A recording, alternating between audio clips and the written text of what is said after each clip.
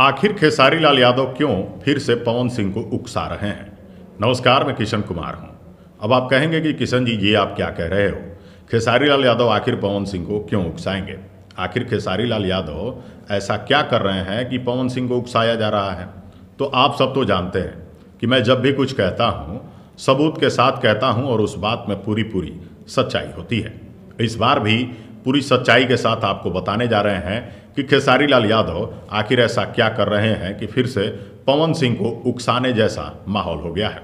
आपको बता दें कि कुछ दिनों पहले खेसारी लाल यादव एक प्रेस कॉन्फ्रेंस में पवन सिंह को उम्रदराज बता दिए थे।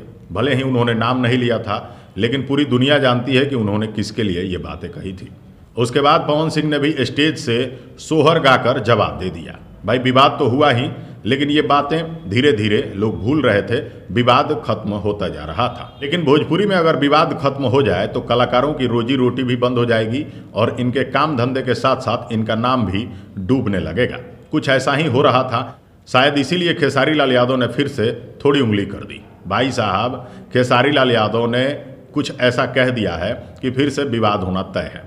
वैसे तो पवन सिंह उस विवाद के बाद फिर कुछ नहीं बोले हैं। स्टेज से सोहर भले ही गा दिया हो, लेकिन उसके बाद उन्होंने कुछ नहीं कहा है। पहले वाले विवाद में पवन सिंह ने हाथों से इशारा करके विवाद की शुरुआत खुद की थी और हमने उस समय भी पवन सिंह का विरोध किया था।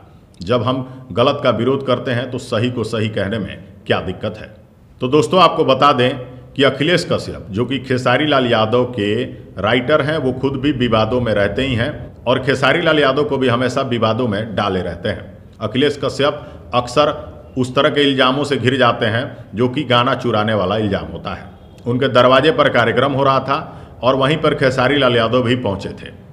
खेसारी लाल यादव के हाथ में माइक था और खेसारी जी स्टेज पर थे। स्टेज पर चढ़ने के बाद खेसारी लाल यादव तो गजब ढा दिए। खेसारी लाल यादव ने कहा कि कुछ लोग मेरे लिए सोहर गा रहे हैं। आप तो समझ ही रहे होंगे कि खेसारी लाल यादव का इशारा किधर था। उन्होंने कहा कि कुछ लोग मेरे लिए सोहर गा रहे हैं। मैं तो सोहर गवा भी सकता हूं, लेकिन आप 7 जन्म ले लोगे तब भी आपके घर पे सोहर नहीं गाया जाएगा। मेरे अंदर क्षमता है और आपके अंदर क्षमता नहीं है। उन्होंने सीधा सीधा इशारा कहाँ किया, आप समझ ही सकते हैं। दोस्तों, क्या भोजपुरी में यही सब चलेगा? ये सब चीज़ें अगर चलेंगी तो क्या पवन सिंह के फैन और खेसारी लाल यादव के फैन चुप रहेंगे? खेसारी अगर पवन को कुछ कहेंगे तब भी पवन सिंह के फैन बर्दाश्त नहीं करेंगे, और पवन सिंह अगर खेसारी को कहेंगे तो खेसारी के फैन भी ज़रूर कुछ ना कुछ कहते नजर आएंगे। खेसारी लाल यादव ने तो ये भी कहा कि मैं ये बोल रहा हूँ, कल यूट्यूब पे चढ़ेगा और फिर से विवाद होगा। खेसारी जी, जब आप जानते हैं कि आपकी इन बातों से विवाद बढ़ सकता है तो आप ऐसा कुछ करते ही क्यों हैं? अब आपको यकीन हो गया होगा कि मैंने क्यों कहा कि खेसारी लाल यादव पवन सिंह को उकसा रहे हैं। इस तरह की बातें कहकर उकसाना ही तो है। अगर पवन सिंह चुप हैं तो आप कुछ ना कहें।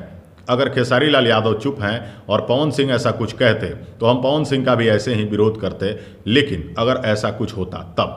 फिलहाल खेसारी जी ने जो भी कहा है वो गलत है और इस तरह की चीज़ें नहीं होनी चाहिए। आप दोनों कलाकार भोजपुरी का सम्मान बढ़ाइए, गिराइए नहीं। जितने भी लोग इस वीडियो को देख रहे हैं, आप लोगों को अगर लगता है कि इस विवाद को इन्होंने ही फिर से बढ़ाया है तो कमेंट करके ज़रूर बताइएगा। अगली वीडियो में दिखाएंगे कुछ और। तब तक के लिए नमस्कार।